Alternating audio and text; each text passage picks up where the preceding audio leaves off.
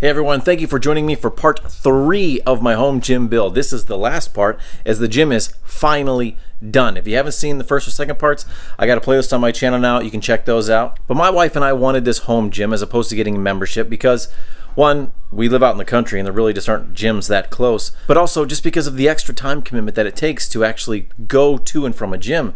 We have 3 kids and we both work out. It just wouldn't really do well for our family situation. So that's why we went down this route. I hope you guys like what we did. If you want to just take some of the stuff we did and straight copy it, I don't care. Or at the very least, hopefully you're inspired for your own home gym project. We're really happy that we've been able to do this and that we have this now. And hopefully you can do the same thing in your home. So hopefully I can show you what you can do in a relatively small space. But enough talk. Let's get to it. Let me show you what I did. What's going on, guys? It is finally time for me to finish this gym. Let's do it.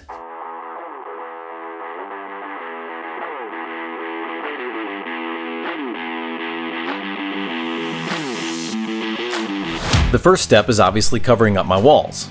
Now this is unfortunately somewhere I had to compromise on just due to the price of these products at the time. This was back in March when I was installing these panels, and these panel product prices were ridiculous at the time. I think they've come down some since then, but they're still not that cheap in a lot of cases. Now this is particle board. 5/8 inch particle board to be exact. Now what I originally wanted was OSB, but right now it's like 40 something bucks just for like 7/16. What I was gonna go for was 3/4 inch, but my local store didn't have enough 3/4, so I went with 5/8. And the 5/8 looks a little bit better. Yes, this is like what a lot of IKEA furniture is made out of, but I'm not making furniture, I'm covering my walls with it. And I don't intend on really hanging anything overly heavy with this stuff off these walls, so I'm not really concerned with that. I wanted a wood product on the walls, and like I said, it's not exactly the look I'm going for, but I think it'll work. And now just remember, if you're ever working with any natural wood type of product, you need to let it acclimate to the temperature and humidity of where it's going to be, because otherwise you could have troubles.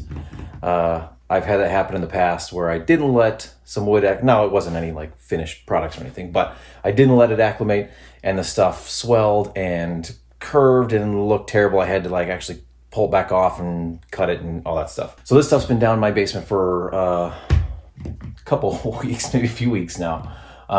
I'm working a lot of hours and on nights. It's actually like midnight right now and the rest of my family's asleep, but this is my only day off, so this is what I'm doing right now. Anyways, where was I? Okay, right. So this stuff's acclimated plenty, but what I'm also doing is, you can see I've already primed the back side of this. This is just a white primer I have on here to help seal the back side here from moisture. I'm also going to be sealing the face and edges with polyurethane. And no, I'm not doing this, like I said, this isn't furniture. I'm just gonna be doing a coat, maybe 2, just to give it that seal so that it's not bare, especially these edges. With stuff like this, particle board, MDF, the edges is where it can really swell. I want to get this board up first. It's right here because then it's in between that plug and that plug.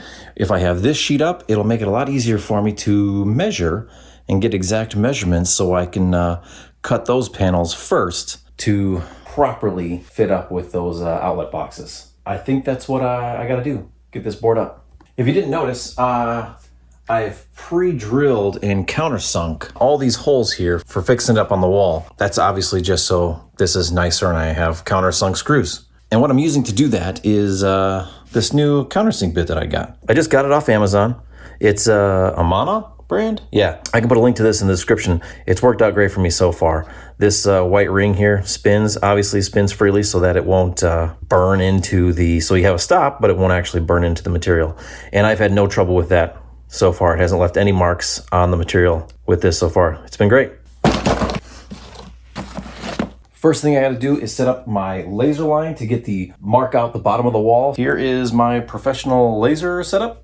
Screws that I'm gonna be using for these boards as well as the panels is these grip fast drywall screws. Now these are 1.25" drywall screws, and you can tell they are for steel studs because of the fine threads, as well as this self-drilling tip here. Now, not all steel stud drywall screws have the self-drilling tip, but I think this is a little bit better.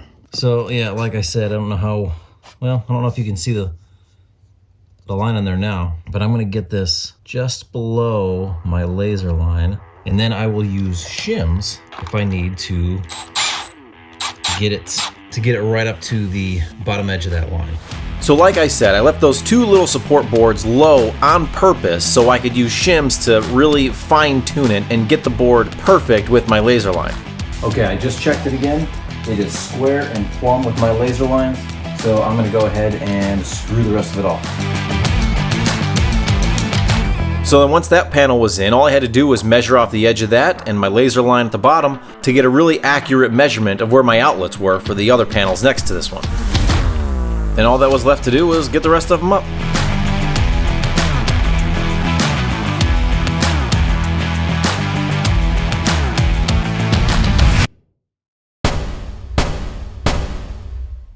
So now that my walls are done, I want to add some trim to the top and bottom of the walls, and to do that, I need something behind them to support them as well as to just nail them in. And since my walls are over 9 feet and these sheets are only 8 feet, I need some extra material back here to fill in behind my trim boards. To do that, I'm just using leftover material that was ripped off of a few of these sheets. Which I obviously need to do because this is like a 5/8 inch material, so not a common size for wood, so I wouldn't be able to use like a 1x or anything like that. So this is just leftover stuff that I ripped off. And to do this, I'm just going to be using, probably should have got this out beforehand, the same screws that I used to screw in the wall sheets. And of course then trying to avoid hitting any of these when I nail in the trim board over top of it. So yeah, let's go ahead and get this stuff installed.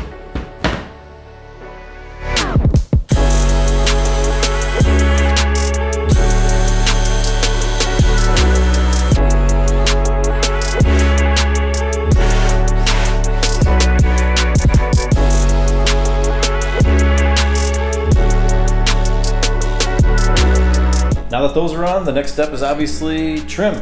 So I've got my first piece of trim here. I'm gonna go ahead and nail this in. I'm using my new Milwaukee pin nailer for the first time, so pretty excited. Wow, that's pretty small. This end was kind of high. Man, those are small. This might be one of my new favorite tools. I'm gonna go ahead and finish this. You don't need to watch all this.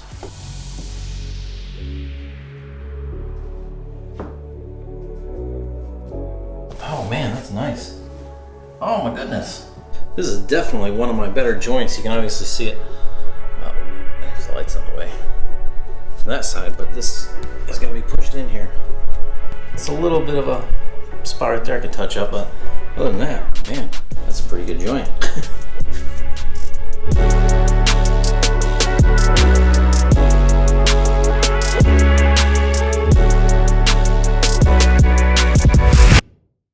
All right, so the thing that I want to do next is actually something that's completely unnecessary, but I think it'll add a little bit of something extra to this space. Just make it look a little better. I don't know, make it pop a little bit more.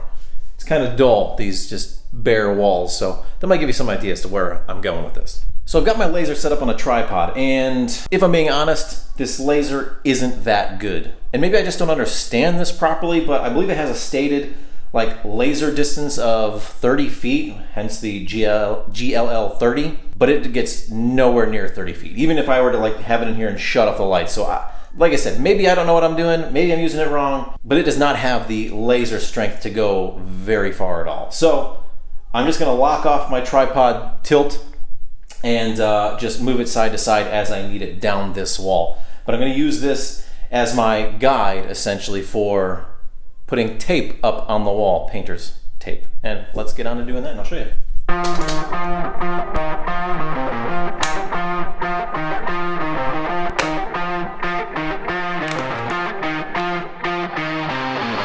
So for this, I'm just using frog tape because for what I want to do, I just need to make sure I've got a tape with the paint block technology. That's just hopefully going to help us get a nice crisp line on this wall. But I'm also going to use a professional painter's tip or strategy in getting even cleaner lines. So stay tuned for that.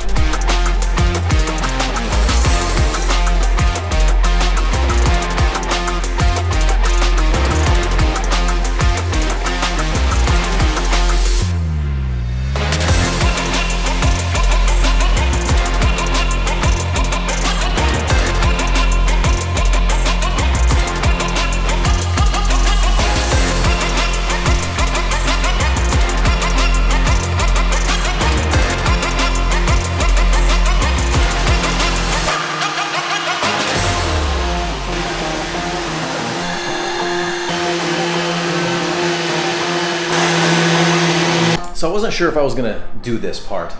I really didn't want to, mostly because I was just being lazy. I was trying to come up with reasons why I didn't need to do this. I thought like, you know, the paint will stick fine, it's not a big deal.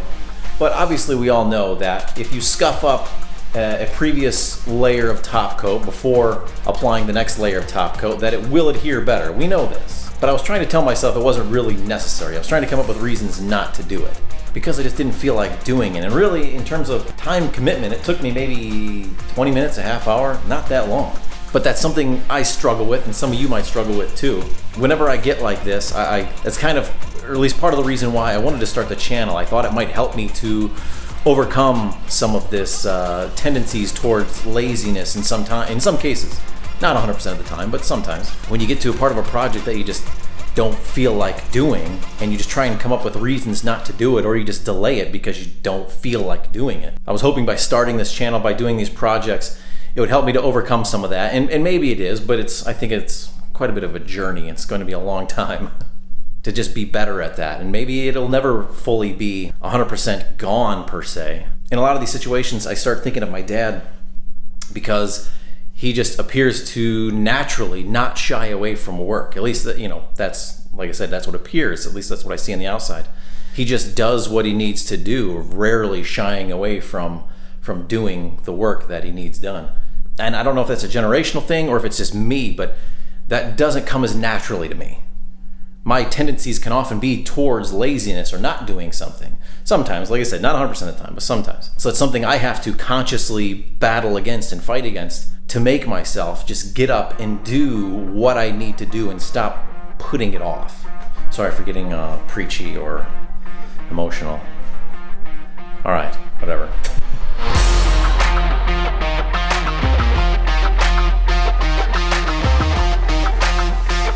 So the pro painter's tip that I'm going to employ today is something I haven't done, so hopefully I don't mess this up. So I have an acrylic latex caulk here, so it's water-based caulk, which is what I need for a water-based paint. And this one is clear.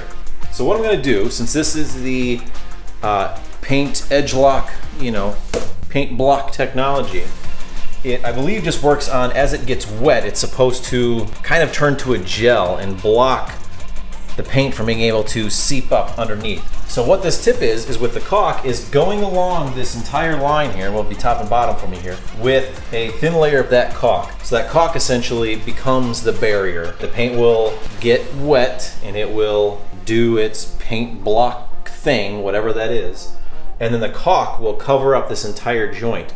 So there's no way for the paint to get underneath there. And then I believe what they say is to essentially go right over top of it with the paint. You're not letting that dry before you paint it.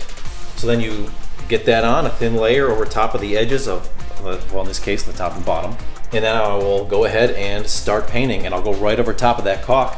And then once I'm done, I'll probably pull it off right away. Hopefully my edges are at least good. I don't know if there might be some spotting throughout that I might have to do a second coat or touch ups and stuff on, but hopefully my edges are good, so I don't have to worry about doing that, because once I take the tape off, tape's off. So I'm gonna go ahead and give this a try, and hopefully this works out, so then this can be something that you could use on a project perhaps in the future. When cutting the top of your caulk tubes, generally I'd say smaller is better, generally.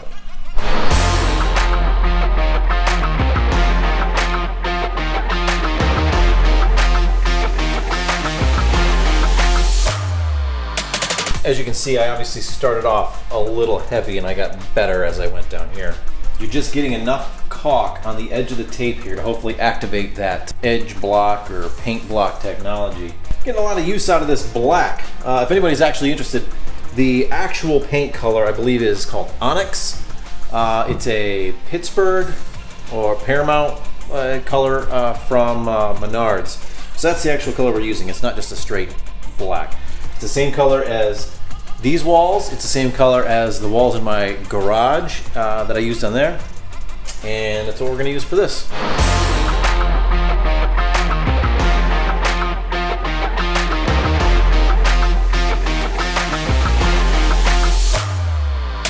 So it's been a day or two, and where this technique worked, it worked really well. I've got a nice sharp line most of the way down here, top and bottom. However, I do have a few spots where it pulled off when I pulled the tape off. And I think that is at least in part due to the fact that when I did sand this stuff, I couldn't sand all the way up against the tape. So the paint just isn't going to stick quite as well there. So I'm thinking that may have been my issue. I don't know if the paint could have been drying already because I peeled it off basically as soon as I was done. I don't know. Like I said, it's just in a few spots here or there. I'm going to try and go and touch those up. And unfortunately, I kind of figured this was going to happen. I was hoping by some miracle I wouldn't have to, but I do need to do a second coat. You can clearly see that it's not full coverage. So I'm going to go ahead and do that, try and touch up these spots that need it. And I'm going to go ahead and finish this wall because I didn't actually do that one at all yet. So stand by. So the paint is mostly done. I still have to do a second coat on this once that's dry. This side, I got my second coat on. It looks pretty good. I was able to touch up the spots where the tape kind of messed it up along the edges, and it looks good. I'm happy with it. This side, I had a little bit of the same stuff happen on the edges, but I don't know. I don't feel like messing with it as much on this side. I just don't think it'll be as noticeable back here. So I'm not gonna worry about it, but I will do a second coat on this. But now that this is done, which I think is the last thing I'm doing, other than adding a few extra pieces of equipment, but in terms of the room and what I'm constructing, I think I'm done, which is a very good feeling. And it's funny because as simple as this, I guess essentially was just painting this stripe here, it's the one job like I really didn't feel like doing. I don't know why, but. So anyways, until I can do a second coat on that, I'm gonna start moving on and putting some stuff on this wall.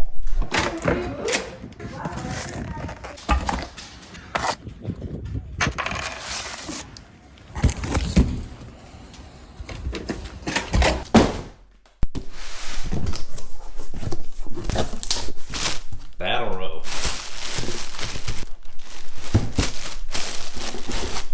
Wall anchor. I just got this off of Amazon. I believe it is a 30-foot by 2-inch diameter. I don't remember how much I paid for it, but I can link that in the description if you're interested. Okay, I just remembered I have something else to do tonight. So I can't do that, but I'll be back in a moment. Okay, so now I can go ahead and start installing this stuff. I got my second coat of paint on here, and I'm gonna throw this anchor on the wall right down here. I tried to find online the, I guess, proper placement or height of an anchor like this, and I couldn't really find a consistent or just official height guidance. I found a few different things, but kind of different conflicting things. Obviously, not everybody anchors them permanently to a wall like this. Some people just have connections on their rack and do various things. For me, I wanted to actually anchor it to my wall here on the far side of my gym because one, it'd be out of the way, and especially when storing, I got something for that too, but I wanted to show you. And also, it being on this far side, it gives me the most room to be able to use it rather than if I were to attach to my rack and stuff. So I'm putting it right over here, and what I'm going with is about 9 inches off of the floor to the center of this anchor. Now, I'd seen one video where they said to put it at 8 inches above the floor to the center of this anchor. However, I couldn't actually get to 8 inches to the floor because of my trim. So I just went to 9 inches because, I don't know, I like even numbers. Even as in a whole number, not an odd or even number. So I think this placement is good for what I'm gonna want it for. I'm gonna go ahead and install this anchor. The bracket came with these 1/4-inch lag screws, so that's what I'm using. What's the matter with you? What's going on? Is it dead? Oh, come on. Battery's dead. Jeez, oh Pete. Now, I often utilize this method of getting one bolt in and then leveling something up or plumbing something up like this. I'm not sure if it's because I try to be like a perfectionist with stuff like this or because I'm afraid of screwing up. Either way, this is what I typically do. I get one in, now I'll plumb it up, and then I'll mark out my other holes and drill those.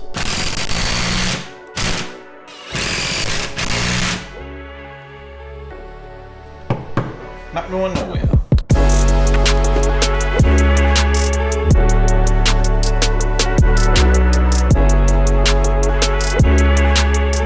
And now, instead of buying a couple more expensive products for some equipment storage, I thought I would just make my own using some 3/8-inch black pipe. Let me set it up how I'm going to put it together. And now let's get rid of the bags. And now let's actually put it together. So this is what it's going to be when I install it in the gym. I'm going to prime this and paint it, but first I need to clean it up with some isopropyl alcohol because black pipe can be a little dirty and greasy at times. So I need to get rid of that before I paint it. I'm also going to make 2 more that are slightly different from this one, but they're going to be identical to one another. Obviously to be used for something else in the gym. Once I get them all done, I'll show you what I'm using them for. And here they are, all cleaned up and put together, ready to be primed. Okay, so here they are, all done and painted. You'll see that on the shaft of these, it's not perfectly covered, but that's okay. I'm going to be covering that up, so I wasn't too concerned with making sure it was perfectly covered. Let's get these installed so I can show you what I'm using them for. This is where this comes in, and you can see I added electrical tape actually all around the shaft of this. That's why I wasn't really concerned with the paint job on the shaft itself. I wrapped it several times, just all the way down the shaft with electrical tape, just to give it some padding.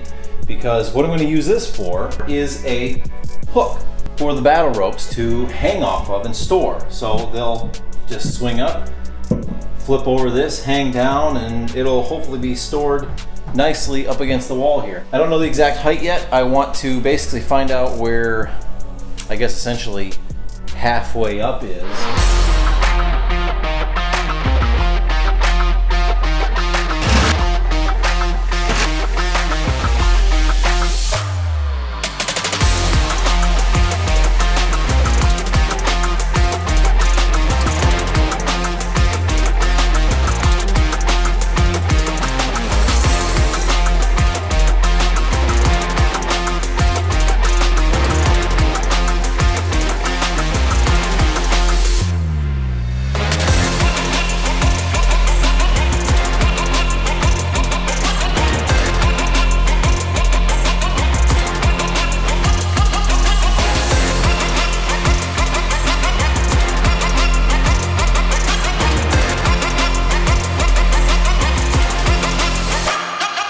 Alright, so now that we got all this stuff up, you just never can have too many mirrors in a gym. Well, you probably can, but I want to add a couple more. So I got one here, and I need to put a couple right here. I want to surround this area basically with mirrors. So since you've already seen me install a couple other ones, it's just installing a mirror. You don't need to watch this. So I'm going to go ahead and do that now, and I'll be back in a sec. So here they are, 2 new mirrors. They're good. Looks good. I like it. Moving on.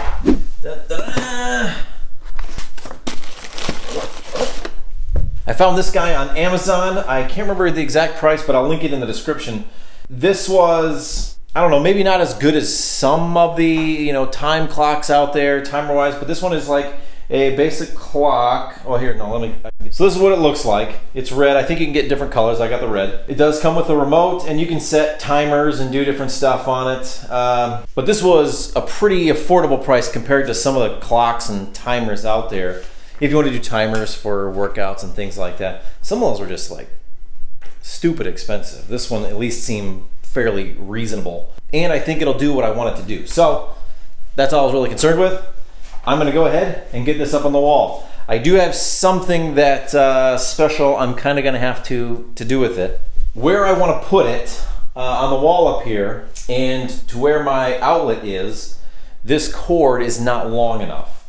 So I think I am going to attempt to cut this and make a butt splice in here and extend this wire. It shouldn't be too hard. but it always makes me a little nervous, kind of sort of destroying a piece of something I just bought. So I'm a little nervous about it, but I think it'll be fine. Splicing electrical cables isn't really that hard.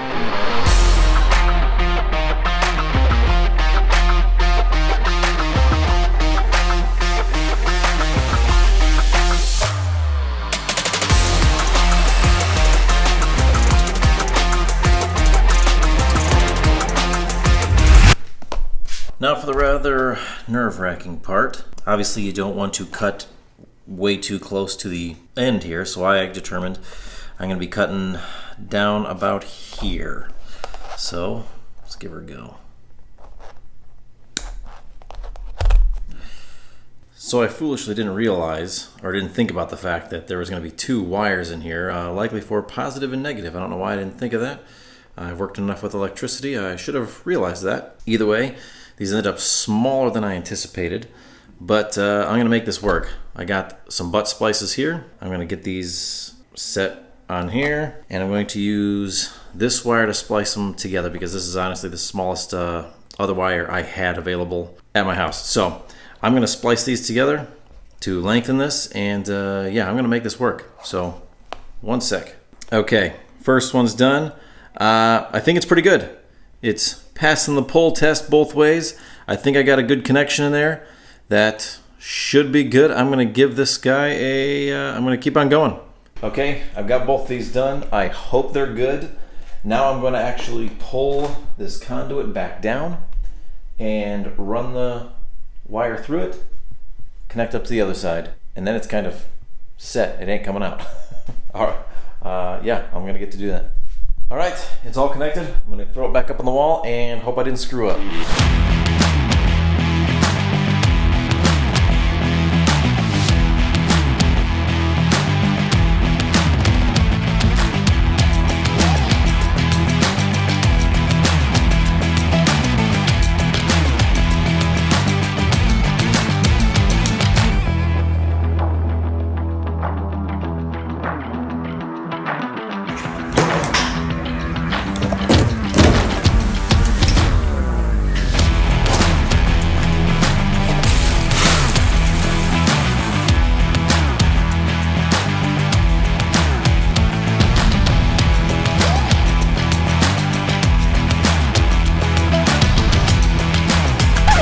Hold on, something's not right.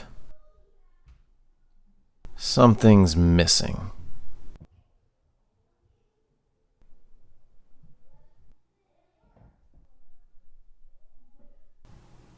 Obviously. Idiot.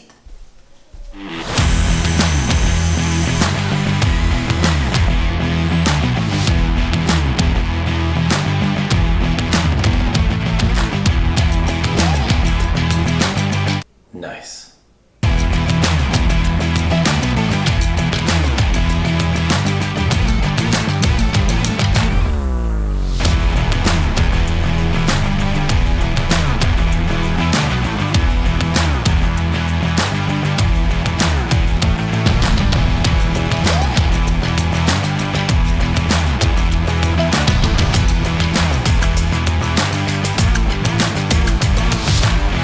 Well, I believe that is the end of our journey here, folks. It's taken us a long time to get here, but what else is new?